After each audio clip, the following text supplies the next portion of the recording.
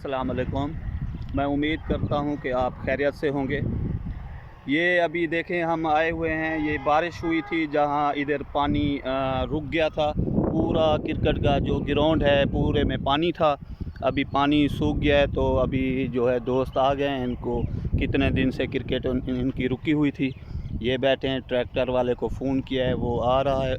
तो यहाँ पर अभी पूरे ग्राउंड में क्रॉस लगाएंगे पूरी दोबारा। ये जो पिच है ये पिच ख़राब हो गई है। ये देखें ये पूरी जगह पूरा ग्राउंड ख़राब हो गया है। यहाँ पूरे ग्राउंड में अभी क्रॉस लगेगी और पूरा फिर सेट करेंगे। उसके बाद क्रिकेट खेलने के लायक होगा। फिर जो है अभी बाकी अपडेट जब ट्रैक्टर आ जाता है उस वक्त फिर आप लोगों को देते हैं। जी देखें ट्रैक्टर आ चुका है और यहाँ पर ट्रैक्टर जो है क्रॉस मार रहा है और यहाँ पर बिल्कुल सेट कर रहे हैं ग्राउंड को।